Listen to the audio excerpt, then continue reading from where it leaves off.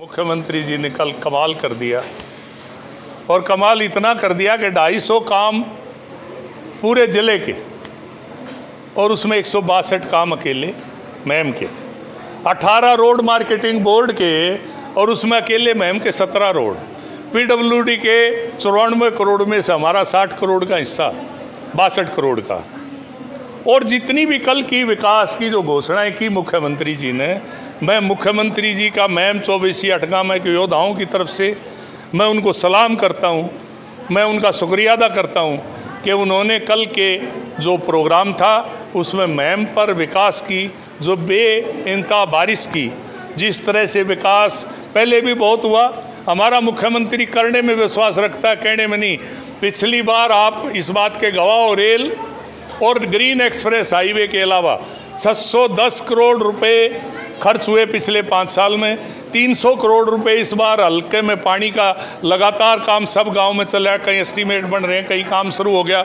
और मोदी जी का जो नारा हल नल को जल, और उसके अलावा आज भी मुख्यमंत्री जी ने जो करोड़ों रुपए की कल सौगात दी, उससे निश्चित रूप से मैम के लोग जो है, मैम के योद्धा जो है मुख्यमंत्री जी का आभारी हैं। और मैम की तस्वीर भी बदलेगी, तकदीर भी बदलेगी, और जो मैम के लोगों को झूठ बोल के ठगने वाले जो लोग हैं उनका भी पर्दाफाश होगा। इसके लिए मैं मुख्यमंत्री जी को सलाम करता हूँ। सर, ग्राम पंचायतों के जो चुनाव है उनका रास्ता साफ हो, ग्राम पंचायतों के चुनाव बहुत जल्दी, अभी 10 दिन में अधिसूचना जारी हो जाएगी, 15 दिन में। और आप ये मान के चलिए कि जून महीने में पंचायतों के चुनाव हो जाएंगे। 10 मई को नगर पालिकाओं की तारीख है, उसमें भी कोई न कोई निर्णय हो जाएगा। और जून में ही संभव है कि नगर पालिका के चुनाव भी 10 दिन आगे पीछे निश्चित रूप से होंगी। हमारी छोटी सरकारें बढ़ेंगी, विकास में भागीदार होंगी।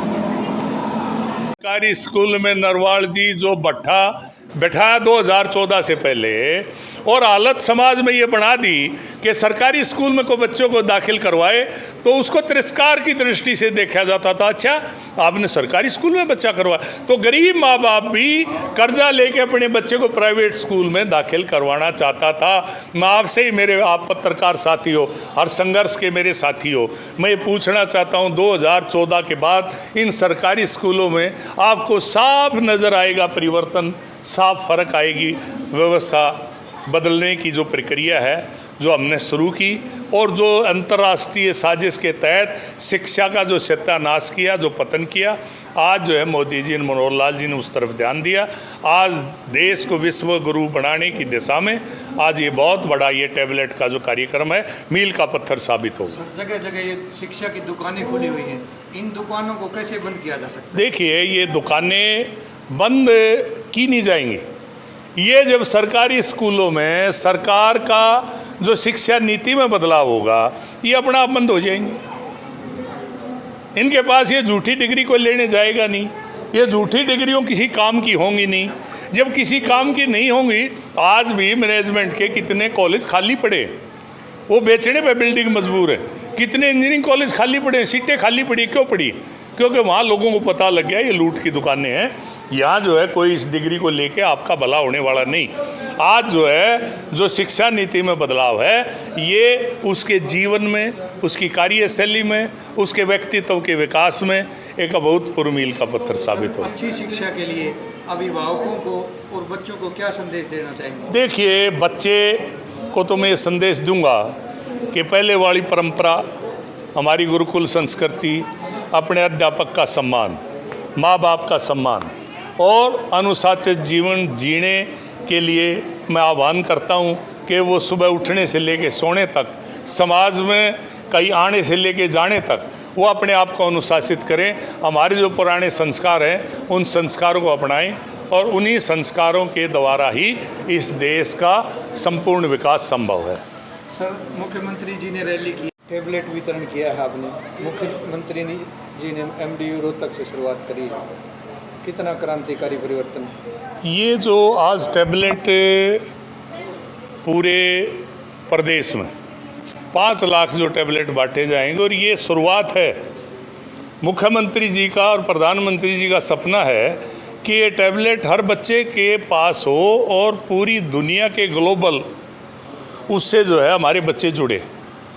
और ये क्रांतिकारी कदम ही नहीं, ये गली सड़ी व्यवस्था जो हमारी गुलामी की जंजीरों को और ज़्यादा मजबूत कर रही थी, एक हिंदुस्तान के खिलाफ साजिश थी कि किसी भी देश को कमज़ोर करना हो तो उसकी शिक्षा और संस्कृति को समाप्त कर दो। वो देश हथियार से नहीं अपने आप ही समाप्त हो जाएगा।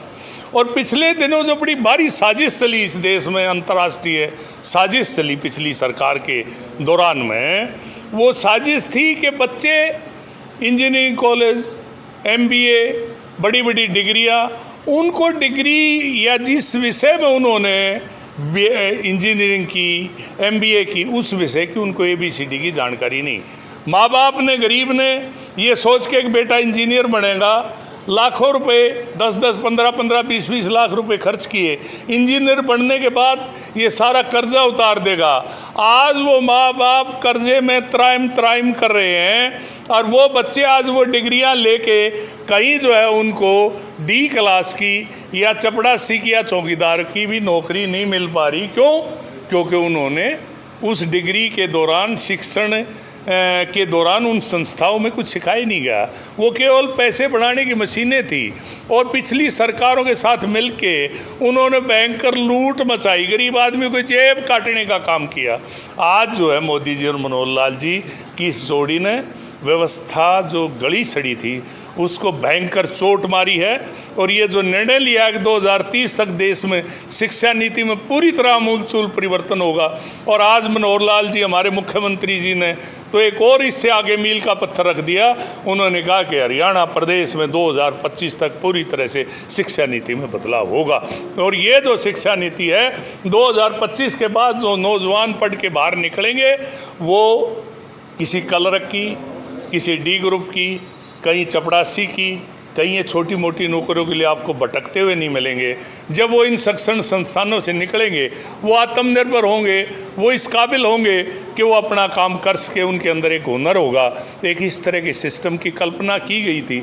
व्यवस्था परिवर्तन की बात आजकल छोटे मोटे राजनेता भी करते हैं, बड़े राजनेता भी करते हैं। मैं 48 साल से राजनीति में 2 बातें सुनता आया हूँ कि गरीबी हटा देंगे और अव्यवस्था परिवर्तन कर देंगे। उनको आज तक ये नहीं पता कि वो गरीबी दूर कैसे करेंगे, व्यवस्था परिवर्तन होगी कैसे। ना उनको व्यवस्था का पता, ना परिवर्तन का पता। आज अगर विश्व परिवर्तन व्यवस्था में करना है तो वो जो है आज ट्रेनिंग किसी ने लेनी है तो भारतीय जनता पार्टी के स्कूल में शामिल हो। हमारे प्रदेश के जो सरकारी स्कूल हैं